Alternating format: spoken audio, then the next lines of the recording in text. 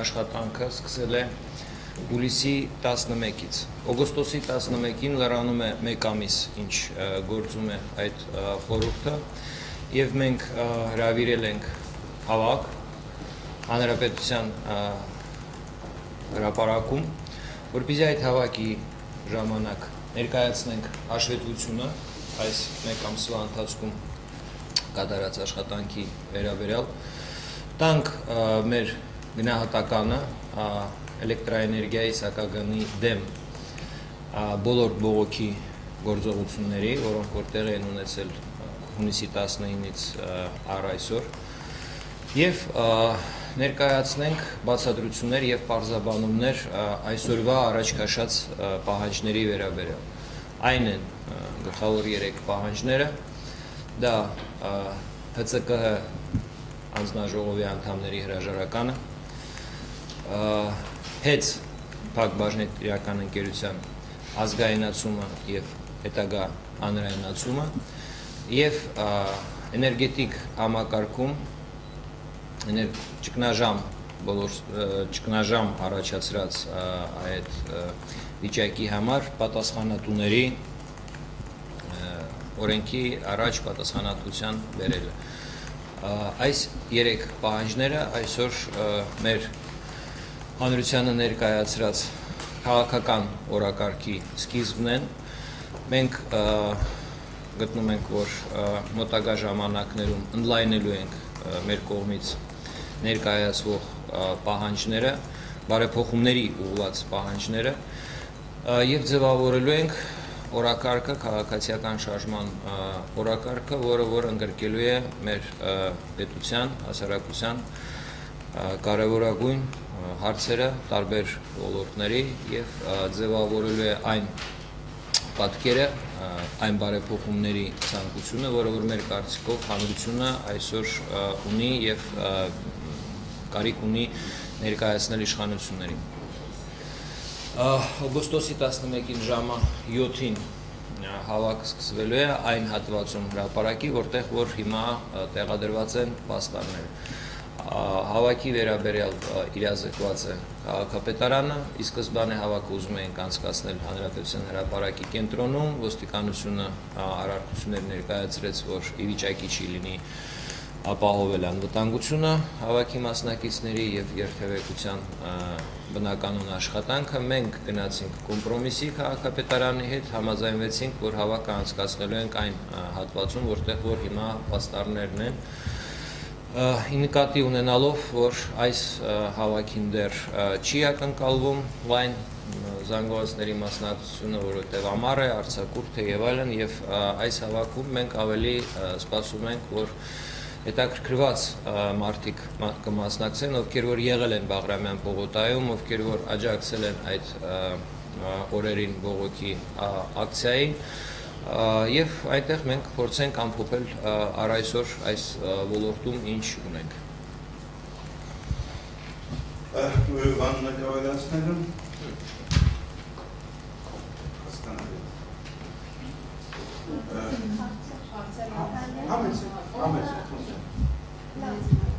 Պարոն Ղուկասյան, նշեցիք, որ չեք ակնկալում, որ հավաքն արդյունավետ կլինի, որ որոշակի համեմատենք ելնելով։ Այս դեպքում հանրահավաքի անցկացման նպատակը ձեզ ո՞րն է եւ ինչ ակնկալիքներ ունեք։ Մենք գտնում ենք, որ քաղաքացիական շարժումների ղեկավար մարմինները պարտավոր են հաշվետու լինել հանրությանը։ Մենք տեսանք վատ օրինակ, երբ որ ձևավորվեցին ինչ-որ քաղաքացիական նախաձեռնություններ, որոնք ինչ-որ ծրագրով հանդես եկան, մարդկանց ներգրավեցին եւ հետագայում բոլորիս մոտ մնաց անհասկանալի մի իրավիճակ, կարծես թե խաբված զգացին մարդկանց որոշ մասը այդ իրադարձությունների հետ կապված, որպես կանոն մենք որոշեցինք որպես սկզբունք որդեգրել պարզ, թափանցիկ եւ հաշվետու աշխատելու գործելավոճը։ Այսինքն մեր պարտականությունն ենք համարում 1 ամսվա լրանալու, յուրաքանչյուր 1 ամսվա լրանալու արդիվ հավաքի անցկացման միջոցով իրազեկել քաղաքացիներին մեր կատարած աշխատանքի մասին, ընթացիկ գործողությունների մասին, լսել քաղաքացիների կարծիքը եւ այլն։ Մարդաշատության վերաբերյալ մեր դիտողությունը կախված է այն փաստի հետ, որ օգոստոս ամսի ամենաշոգ ժամանակահատվածն է, այսօր քաղաքացիներից գալի մասը քաղաքից դուրս են, գնացել են հանգստի եւ այլն,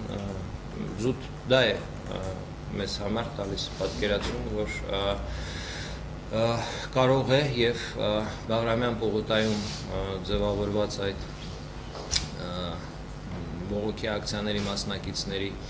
քանակը չլինի այդ հավաքին, բայց մենք համարում ենք, որ պարտավոր ենք մեր հաշվետվությունը ներկայացնել, մեր տեսլականը ներկայացնել եւ ամենակարևորը անցել է արդեն բավականին ժամանակ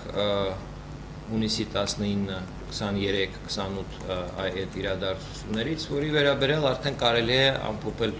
կարծիքները եւ տալ գնահատական։ Մենք ունենք մեր գնահատականները այդ իրադարձություններին եւ պատրաստվում ենք այդ օրը դա ներկայացնել քաղաքացիներին։ Շատ լավ։ Նշեցիք, որ հնարավոր է օրակարգային հարցեր ընդլայնվել։ Օրակարգային հարցերի շարքում ակնկալել իշխանության կոչվեր, իշխանափոխության կոչվեր եւ երկրորդ սահմանադրական այս փոփոխություններին ինչ-որ ձևով արտադրանքելու կամ արդյոք միանալու եք ոչի շարժմանը, որը նախաձեռնելու է ՀԱԿ-ը։ Մենք աջակցելու ենք բոլոր քաղաքական հոսանքների, շարժումների, որոնք որ ակտիվ դուրս են գալու սահմանադրական կարգի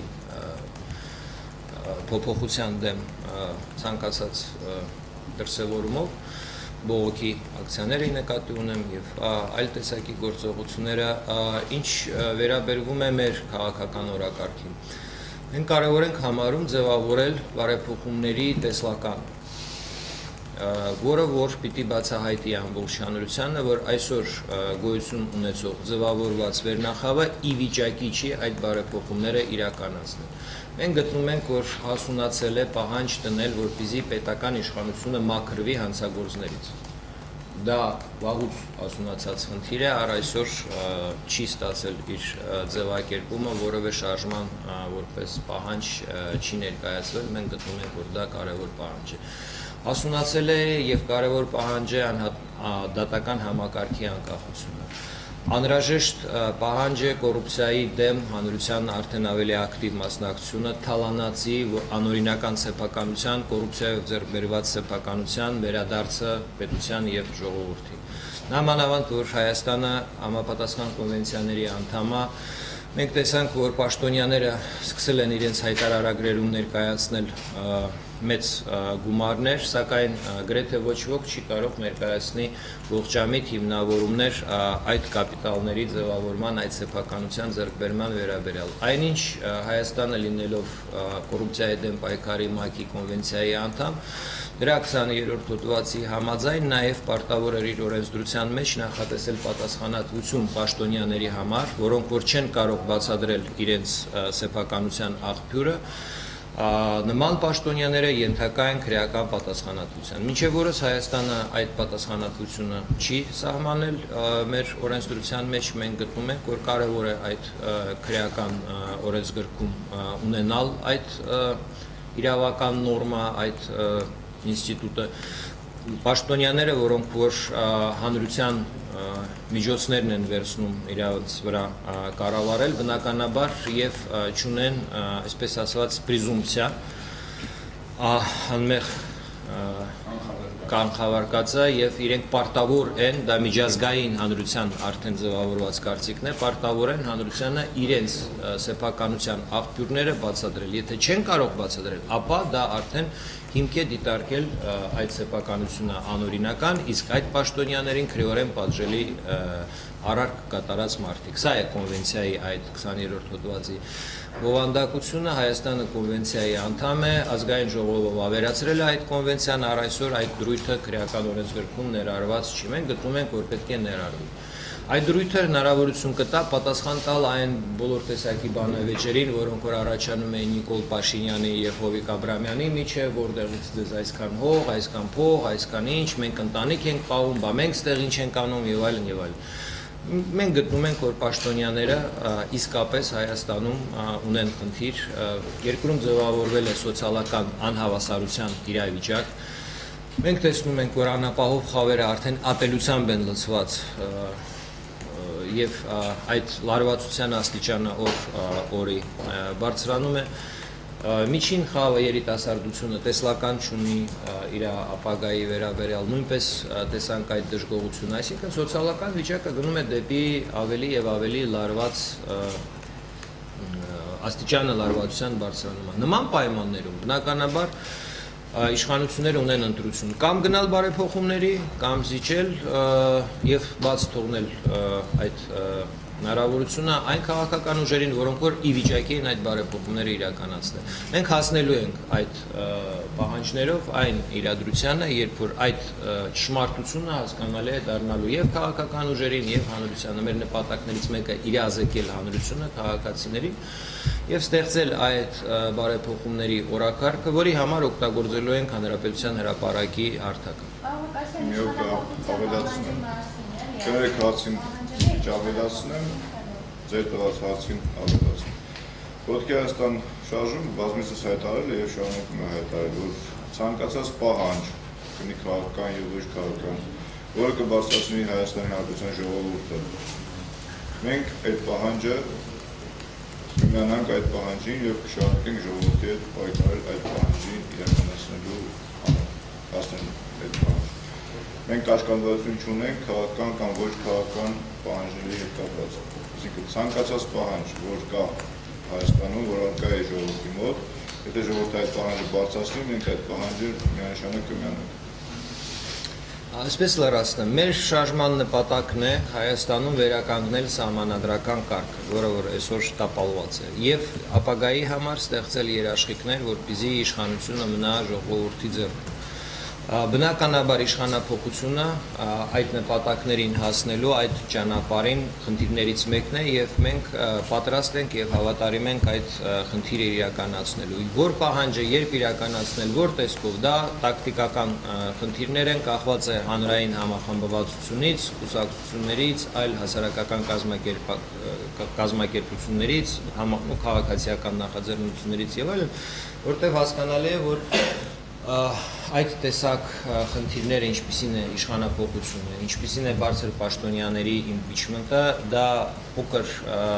խմբերի առաջադրման հարցը չի, դա լայն միավորման արդյունքը պիտի լինի, դա պլատֆորմ է տարբեր ուժերի միավորման համար եւ բնականաբար ապագայում տեսնում ենք այդ իրավիճակը։ Մենք սկսել ենք այսօր մեր շարժումը, ասում եմ, ընդամենը մեկ ամիս գործել է, հաշվետվություն կներկայացնենք օգոստոսի 11-ին, կարողանանք գնահատել այդ աշխատանքը դուք ինքներդ եւ ըստ այնմ պատկերացում կձևավորվի եւ ձեզ մոտ եւ հանրության մոտ ինչ պոտենցիալ ունի կոնկրետ Ոտքի Հայաստան շարժումը, ուր է նա գնում եւ ինչ արդյունքների կարող է հասնել հանրության համար։ Ուզում եմ վերադառնալ ձեր պահանջներին։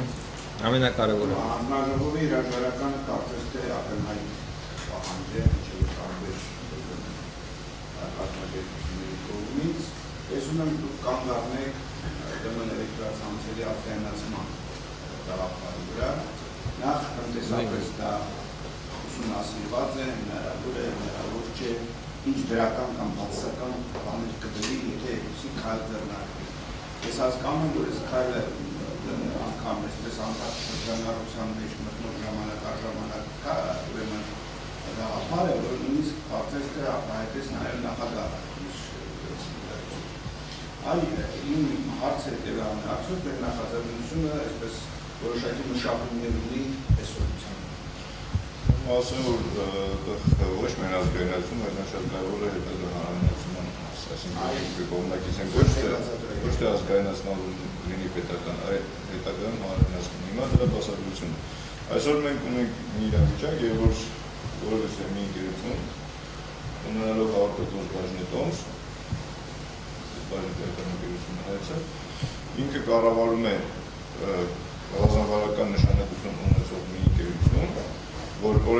օրենքի սահմանված կարգով որևէ մեկը, բացի ԼՑԿ հանձնաժողովը, չի կարողանում վերահսկել իրենց գործունեությունը, վերահսկել, ստուգումներ ենթարկել, հասկանալ գործունեության, ասենք, իրավիճակը, ինչպիսի վիճակ է այնտեղ եւ այլն։ Եվ այս իրավիճակում եւ որ գեն ՀՑԿ-ն է, այսինքն ՀՑԿ-ն փաստացի այն մարմինն է, որ թույլտվություն է տալիս լիցենզիա տրամադրում այդ ընկերությունը գործունեություն ծավալելու, ՀՑԿ-ն այն մարմինն է, որ այդ ընկերությանը փաստացի վերլուծում է ստուգում եւ որի հետևանքով արդյունքում բարձրացնում է սարքինի կամիջեցնում է ըստ հետի նշված հայտարարության պահանջի եւ տվյալ դեպքում ժողովուրդը եւ ընդհանրապես տարբեր կառույցներ որից կերպ չեն կարողանում ազդել այդ որոշումների վրա։ Մեր առաջ կասած պահանջը ազգայնացնել եւ հանրայնացնել։ Գաղափարը նա է, որ ազգայնացնել եւ բորսայի միջոցով IPO անցկացնել, լիստինգ անցկացնել, մտցրել բորսա, բաժանտոմսերը վաճառել հանրությանը, ժողովրդին, ֆիզիկական անձից մինչեւ իրականական բացարձակ բոլորին, որովհետեւ այն մարդը, ով ունի մեկ բաժանտոմս, ինքը արդեն որպես համասեփական է, հնարավորություն ունենա վերահսկելու հետի գործունեություն, ստուգումներ պահանջելու, վերլուծություններ անելու եւ ընդհանրապես մասնակցելու այդ գործունեությանը։ Այդ ընթացքում նաեւ լուծվում է մի հարց, որ սեփական տեղը չի մեկը, այսինքն այդտեղ արդեն կձևավորվեն տարբեր, չէ, բաժանտոմսերը բորսայում գնելուց կձևավորվեն տարբեր խմբեր, մարդկանց, կամ ընկերությունների, որոնք ունենան ասենք X քանակությամբ բաժանտոմսեր, եւ դա կբերի որոշակի ներքին մրցակցության, որը որ ինքնին բերելու է որակյալ կառավարման։ Եվ մյուս կողմից այդ բաժանտոմսերի հետ կապված եկամուտները, դիվիդենդները, որ բաժանտոմսերից ստանում են սեփականատերերը, ինչ օրինակ ունենան ժողովրդին որպես հավելող եկամուտ։ Այսինքն դուք ուզում եք ասել հետեւյալը, որ հանրազգացման փուլը ես ինչքան հասկանում, դա ավելի շուտ երկրորդ փուլը այն բանից հետո, երբ ուրեմն էլեկտրացանցերը սկսեն շահույթ այլապես վնաս կրող ընկերությունը հանրայնացնել արդեն տեղեկատվություն չի ցանկանա։ Դեմախնդիրը նա է, որ այդտեղ ես մի քիչ առաջ շեշտեցի, որ քանի որ մենակ ՀՑԿ-ն է կարողանում ստուգումներ իրականացնել մանրամասն, մենք չենք կարող հասկանալ օբյեկտիվ թե սուբյեկտիվ են այն պատճառները, որոնք վնաս են կրում։ Օրինակ հետ հետ կապված վերջին շրջանավոր փաստերից մեկը նա է, որ ընկերությունը, որը վնասով է աշխատում 3 տարի, 3-4 տարի վնասով է աշխատում, այդ ընկերությունը ինչ հիմքեր ունի կատարել բարեգործություններ։ Սա ուղղակի աբսուրդ է տնտեսագիտական բիզնես դաշտի տնտեսագիտական թափից մտքի հետ կապված։ Այս տիպի վերլուծությունները պետք է կարողանան, սա պետք է հանրայնացվի, որպեսզի ժողովուրդը ասամիջ հասկանա ստուգումներ իրականացնել եւ օբյեկտիվ դաշտի մեջ հասկանանք այս ընկերությունը իրոք ի վիճակի չէ դրալ համակարգը ներդրված է օպտիմալ գործել։ Թե սա ուղղակի սուբյեկտիվ պատճառներով է, որ հասել ենք այս վիճակի։ Ուզում եմ հավելագրել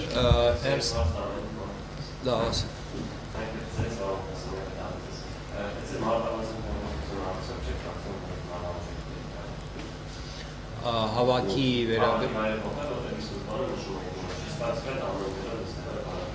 խոսքը գնում է ամսի 11-ին պարզապես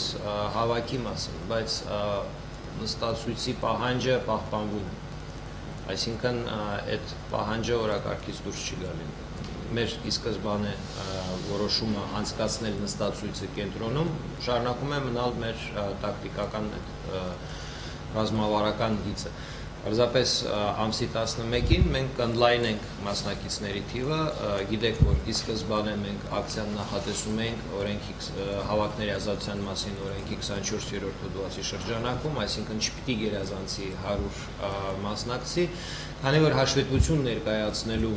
անհրաժեշտություն կար, տեսլական ներկայացնելու անհրաժեշտություն կար, պահանջներն են փոփոխվել, պահանջները պարզաբանելու անհրաժեշտություն կար, բնականաբար եւ դա ենթադրում էր ավելի լայն հավաք, բաց բոլորի համար, ով կարող է միանալ,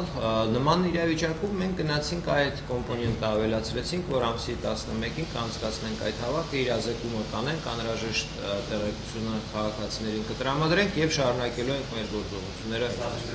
Այո, նստացույցը դեռ չի սկսել։ Բողոքի ակցիան շարունակվում է, նստացույցը դեռ չի սկսել, նստացույցը պիտի անցկացվի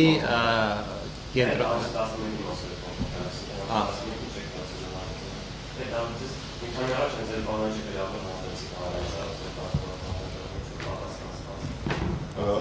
Այսօր իմացանք, որ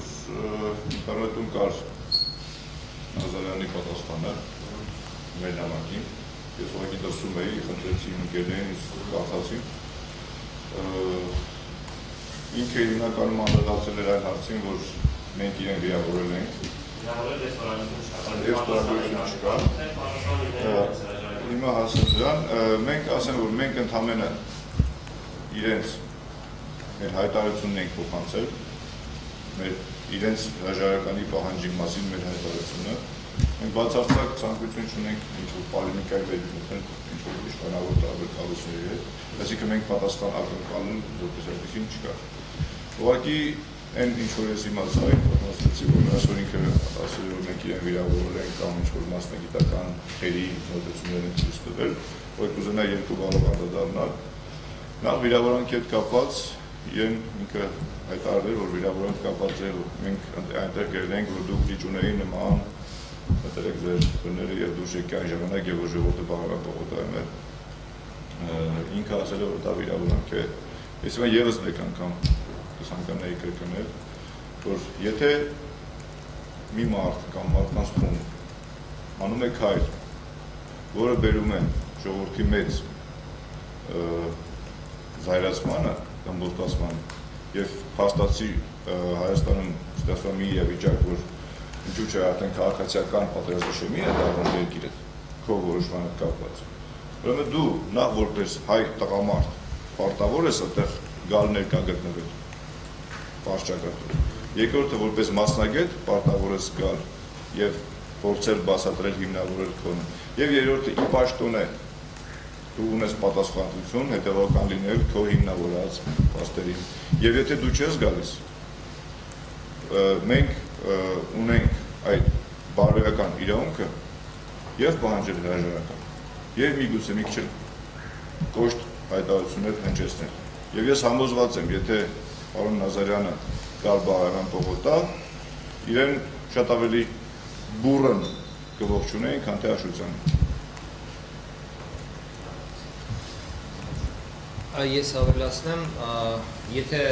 հանձնաժողովի անդամները որևէ բան ունեն արձագանքելու ըստ ինձ այդ հայտարարությանը, որը որ մենք արել ենք հրապարակային և նաև հանձնել ենք ՀՑԿ-ին, դա պիտի վերաբերվել ընդամենը մեկ հարց։ Մենք պիտի բացատրեին ինչու իրենք հունիսի 23-ին, հունիսի 28-ին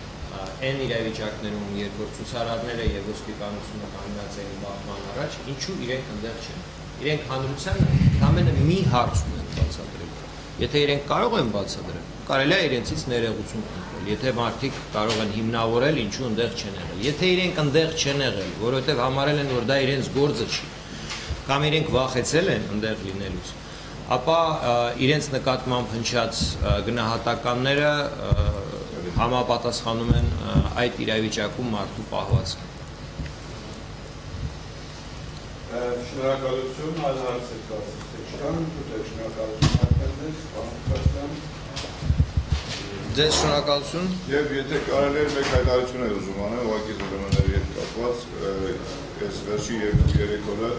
որոշակի բան են տեղավորել։ Մենք ինֆորմացիա ստացանք 3 շաբաթ օրը, որ Երևանի տարբեր խաղամասերում, ծայրամասերում հիմնականում մարդիկ մտնում են տներ, ուղղությունում են, ասում բարոյցել մենք ոտքի Հայաստանից ենք, մեզ գումարը պետք է ինչ-որ մեր գործունեության համար, պաշտոնապես հայտարարում են, որ ոտքի Հայաստան նախագահության կողմից նման բան երբևիցե չի կազմակերպվել և չի կազմակերպվել, մենք ունենք հաշվի համար և մեր բոլոր այն մարդիկ, ովքեր ցանկանան ինչ-որ գումարային ուղղություններ, մենք դա իրականացնենք հաշվի համարի միջոցով և դա հրապարակայնացնենք, այսինքն կանխիկ գումարով մենք որևիցե բան չենք անում, դա մեր որևիցե կապ չունի, այսինքն մարդիկ են կամ սանդվիչներ են կամ ուղղակի ինչ-որ քարակում են այս փաստը։ Եվ մի հատ էլ բան, այսօր մի ժամ առաջ մեր ոտքի Հայաստան շարժման խորհրդի անդամներից մեկը կանխավճար է կատարել բանկում էլեկտրաէներգիայի դիմաց, տան էլեկտրաէներգիայի վարձի դիմաց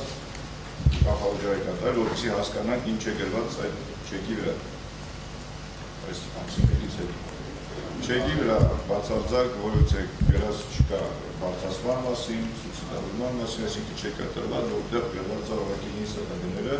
ինչ կանխավճարը դրանք։ Ուղղակի սա ինֆորմացիա, որ իմանանք, որ իրենք քանի որ հայտարարել են, որ մինչև հիմա անորոշ է իրենց մոտ չեկի ինչ է դրել։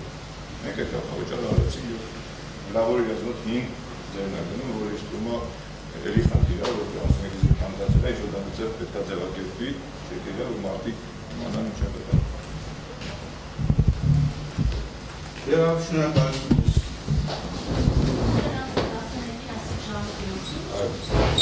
Այո։ Ստացուցի շորերով։